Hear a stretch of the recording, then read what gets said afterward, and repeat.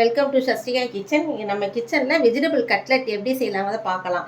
இந்த vegetable cutlet குழந்தைங்கள்லேருந்து பெரியவங்க வரைக்கும் எல்லாருமே விரும்பி சாப்பிடுவாங்க. வீட்டில் இருக்கக்கூடிய நம்ம பொருளை வச்சு தான் பண்ணுறோம். ஸ்கூல் விட்டு வர குழந்தைங்களுக்கு வந்து காய்கறி சாப்பிடாத குழந்தைகளை இந்த மாதிரி கட்லெட் பண்ணி கொடுத்தா அவங்களே விரும்பி சாப்பிடுவாங்க. அதுக்கு நம்ம உருளைக்கிழங்கு எடுத்துருக்குறோம். 2 உருளைக்கிழங்கு நல்லா தோல் சீவி வேக வச்சு எடுத்துருக்குறோம். கோஸ் எடுத்துருக்குறோம். காலிஃப்ளவர், கேரட், மீல் மேக்கர் எடுத்துருக்குறோம். மீல் மேக்கர் வந்து நல்லா சுடுதண்ணியில் போட்டு ஊற வச்சு எடுத்துருக்குறோம். இப்போ நம்ம இதை வந்து எப்படி கட்லெட்டாக பண்ணலாங்கிறத பார்க்கலாம். கட்லெட் செய்கிறதுக்கு நம்ம ஒரு 10 சோயா எடுத்து ஊற வச்சுருக்குறோம். இது குட்டி சோயானால ஒரு 20 சோயா இருக்குது உங்களுக்கு. இதை நல்லா தண்ணி இல்லாமல் புழிஞ்சு எடுத்து மிக்சியில் நம்ம கொரகொரப்பாக அரைச்சி எடுத்துக்கிடுவோம். எடுத்ததுக்கப்புறம் கட்லெட்டுக்கு நம்ம மசாலா தயார் பண்ணலாம்.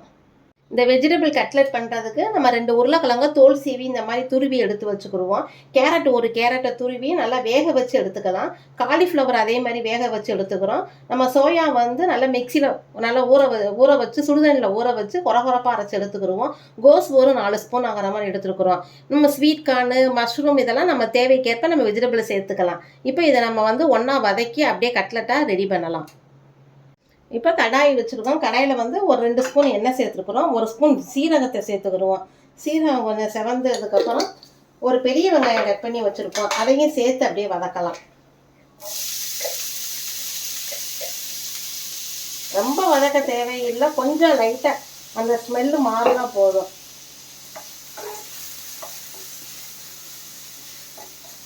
இந்த வெங்காயம் வதங்கிட்டு இருக்க மாதிரி நம்ம எடுத்து வச்சு இந்த வெஜிடபிள்ஸையும் சேர்த்து வதக்கிடலாம். 1 ஸ்பூன் இஞ்சி பூண்டு பேஸ்ட் சேர்த்துக்கிறோம். நம்ம ஏற்கனவே சோயா நல்லா சுடுதண்ணில் வச்சு மிக்சியில் அடித்து வச்சுருக்கோம். அதையும் சேர்த்துக்கிடுவோம். உங்களுக்கு விருப்பமான வெஜிடபிள் சேர்த்துக்காங்க. கொஞ்சம் வதக்கணும்னா இதுக்கு எண்ணெய் சத்து இன்னுமே நமக்கு நல்லா இல்லாமல் நல்லா ட்ரையாக ஆகி கிடைக்கும். சோயா வதங்க மேலே நம்ம எடுத்து வச்சுருந்த கோஸ் சேர்த்துருவோம்.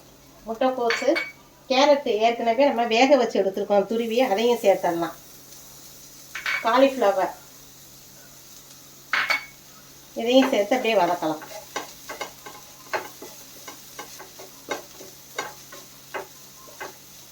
காய் வதங்க மேலே நம்ம ஏற்கனவே எடுத்து வச்சிருந்த உருளைக்கிழங்கு தோல் சீவி எடுத்துருக்கோம்ல, அதையும் சேர்த்து வதக்கலாம். அடுப்பை நல்லா குறைச்சி வச்சே செய்வோம். இந்த கட்லெட்டுக்கு தேவையான அளவு மிளகா பொடி சேர்த்துக்கிடுவோம். ஏற்கனவே ஒரு பச்சை மிளகா போட்டிருக்கோம், அதனால் கொஞ்சம் கம்மியாகவே சேர்த்துக்கிடுவோம். காரம் ஸ்நாக்ஸாக தான் நம்ம கொடுக்க போகிறோம், அதனால் கம்மியாகவே சேர்த்துக்கலாம்.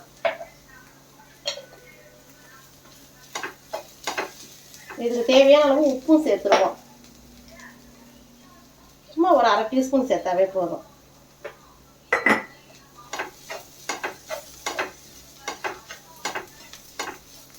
இப்போ லெமன் ஒரு பாதி பழம் லெமன் கொஞ்சம் புழிஞ்சுக்கிறோம், கொஞ்சம் புளிப்பு டேஸ்ட்டுக்கு. இந்த கட்லெட்டுக்கு தேவையான அளவு மல்லித்தலையும் சேர்த்துருவோம். சேர்த்து அப்படியே நல்லா மேஷ் பண்ணி எடுத்துக்கிறோம். அடுப்பு ஆஃப் பண்ணிடலாம். அடுத்து நம்ம கட்லெட்டாக ரெடி பண்ணுறது தான். இப்போ கட்லெட்டுக்கு மசாலா ரெடி ஆயிடுச்சு. இந்த மாதிரி நம்ம வச்சு நல்லா மேஷ் பண்ணி எடுத்துக்கிறோம். இப்போ நமக்கு கட்லெட்டுக்குரிய மசாலா ரெடி ஆயிடுச்சு. இந்த மாதிரி நம்ம எடுத்து வச்சுக்கிடுவோம்.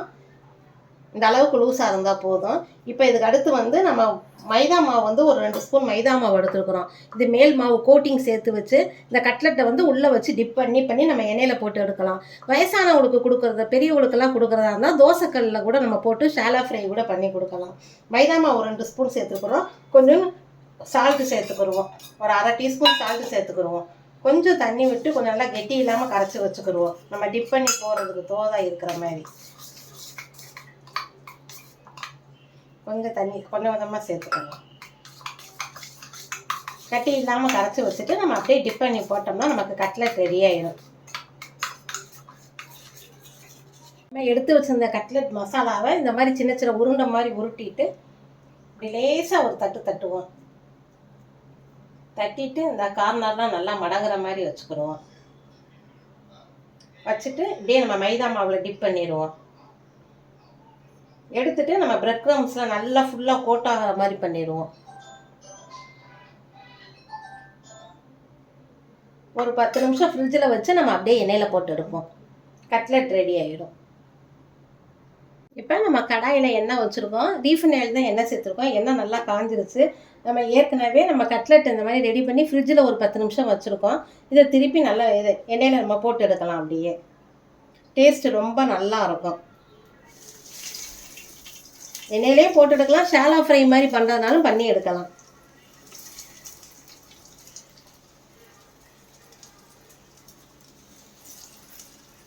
அடுப்பை வந்து கொஞ்சம் மீடியம்லேயே வச்சுக்கிறோம். செவக்க விட்டு 2 பக்கமும் செவக்க வச்சு அதுக்கப்புறம் நம்ம எடுக்கலாம். இப்போ 2 நிமிஷம் ஆயிடுச்சு. நம்ம திருப்பி விடலாம்.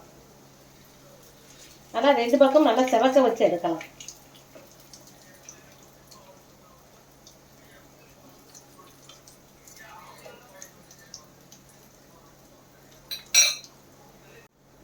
இப்போ கட்லெட் 2 பக்கமும் நல்லா செவப்பாக வெந்துருச்சு பாருங்க. நம்ம இதை அப்படியே எடுத்துடலாம். டேஸ்ட் ரொம்ப நல்லா இருக்கும்.